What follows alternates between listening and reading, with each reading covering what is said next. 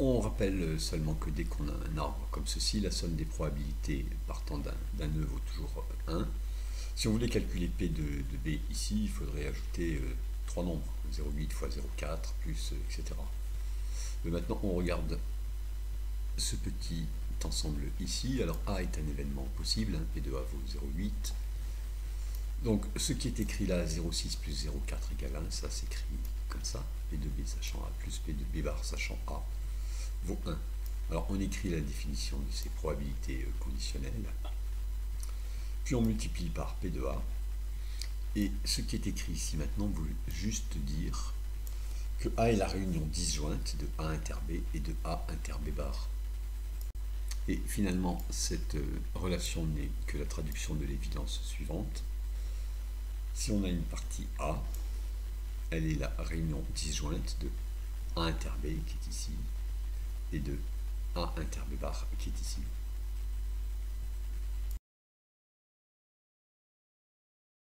On rappelle le cadre de la loi binomiale, qui est la réalisation de n expériences à deux issues, dont une est appelée succès.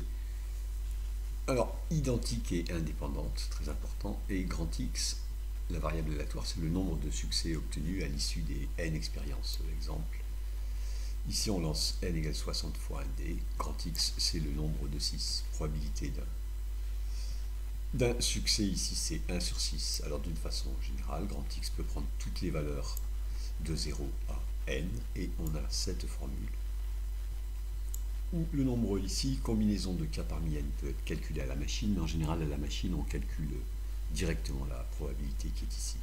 Voilà, c'est ça la définition de la loi binomiale NP.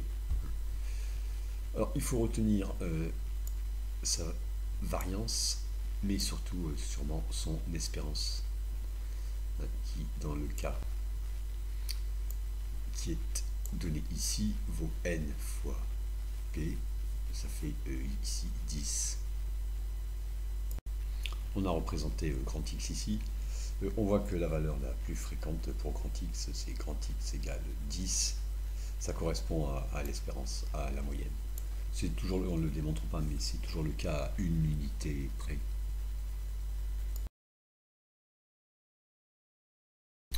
On donne ici les densités des trois lois continues du programme.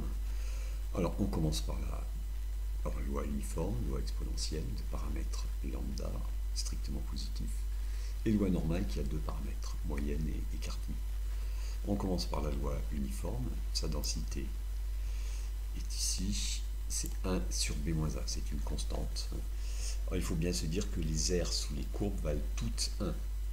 Donc pour avoir ici une aire de 1, c'est 1 sur b-a, la valeur de la constante ici. Et on calcule facilement une probabilité avec la loi uniforme. Si on a C et D entre A et B, probabilité de X entre C et D, c'est D moins C sur B moins A. Alors, dans les trois cas, pour calculer une probabilité, on calcule l'intégrale de la densité. Ici, en fait, l'intégrale de la densité sur l'intervalle CD, ce n'est en fait qu'un quotient d'aire de rectangle. Donc, c'est assez facile. Alors ici, maintenant pour les lois exponentielles, la densité est donnée par cette fonction qui vaut 0 sur R-. Alors pour se repérer, peut-être qu'on voit que f de 0 vaut lambda. Ici lambda vaut 0,7. On a bien f de 0 ici. Bon. Alors celle-ci, elle a quand même cette grosse particularité d'être sans vieillissement, ça modélise surtout des durées de vie. Alors, formule à connaître, hein, sans usure. Et pour celle-ci, la densité est quand même compliquée et n'a pas du tout à être connue. Alors, les espérances ici, sans surprise, c'est A plus B sur 2. A et B, ils peuvent être n'importe où, évidemment, sur R. Alors ici, vraiment à connaître, parce que très difficile à démontrer, l'espérance de la loi exponentielle, c'est 1 sur le paramètre. Et ici, l'espérance, on la voit particulièrement bien, ici c'est la moyenne. Voilà, Si c'est 12, ici c'est la valeur centrale, c'est petit m. Alors on redit que dans tous les cas on peut calculer les probabilités avec une intégrale, mais on procède différemment, c'est-à-dire qu'ici on utilise vraiment cette formule qui est naturelle. Ici vraiment on calcule l'intégrale. Alors pour trouver une primitive de lambda et moins lambda t, on écrit moins lambda et moins lambda t, comme ça on a bien u' fois e puissance u. Et ici c'est différent, on ne sait pas calculer de primitive de la densité qui est compliquée, on ne fait que des calculs approchés à la machine. Bon, mais cette loi normale ici, on va y revenir. Alors, l'écart type ici qui est 1, il montre une dispersion ou un aplatissement si on veut. Voilà. Et ici, petit m, il peut être vraiment n'importe où sur R.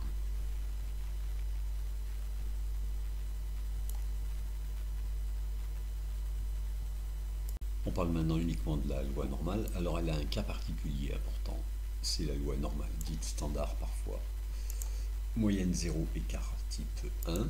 Alors elle est représentée ici, c'est ce qu'on obtient si on prend m égale 0 ici, et puis sigma égale 1. Voilà. Alors, l'essentiel, c'est la définition finalement de nm sigma 2, qui est ici. C'est-à-dire, grand X suit nm sigma 2, ça veut dire par définition que grand X moins petit m sur sigma suit cette loi normale 0,1 qui est ici, dont la densité est supposée être connue en terminale. 1 sur racine de 2pi et puissance moins x2 sur 2. Bon, c'est la fonction qu'on voit ici, dont on ne connaît pas de primitive. Calcul à la machine, on va voir ça après. 3 petits points. Ici, la densité compliquée, elle est de ce type, mais en bien pire, donc pas à savoir en terminale. Ici, l'écart type, c'est vraiment une mesure de la dispersion, c'est-à-dire que plus il est petit, plus la variable est concentrée autour de la moyenne. Et dernier point ici, ceci est assez logique, c'est-à-dire que quand on a une variable qui a une moyenne petit m, si on soustrait petit m, on se retrouve avec une variable qui a une moyenne 0. Puis si on divise par l'écart type, on se retrouve avec un écart type de 1.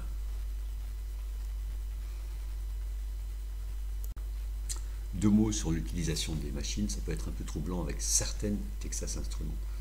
Alors à gauche on a un binomial qu'on peut obtenir ici, à droite on a un normal et on accède à ces écrans avec secant distrib ici. Alors pour binomial on a les paramètres n et p et il faut taper d'abord les paramètres puis la valeur qui est de grand X égale k.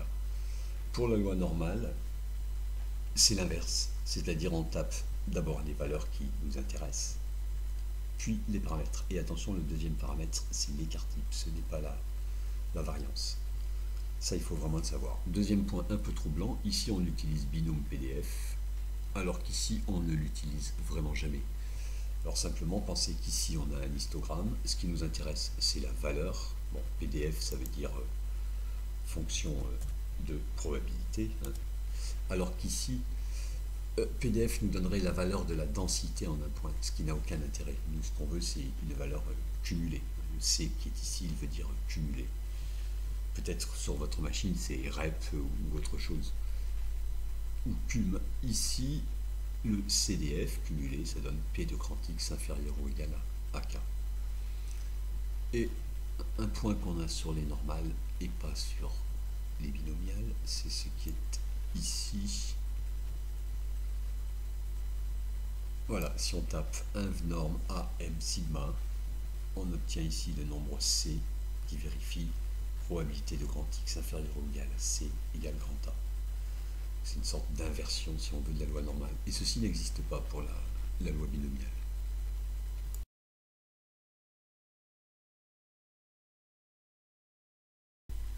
Alors on considère une boîte qui contient des boules blanches et des boules noires. On appelle P la proportion des boules blanches dans cette boîte. Dans un premier temps, on suppose qu'elle est connue et on réalise l'expérience. On prend une boule dans la boîte, on regarde sa couleur, puis on la remet dans la boîte. Alors on réalise n fois cette expérience et le résultat, on appelle ça un échantillon de taille n. N vaut au moins 30 pour que ce qui suit fonctionne.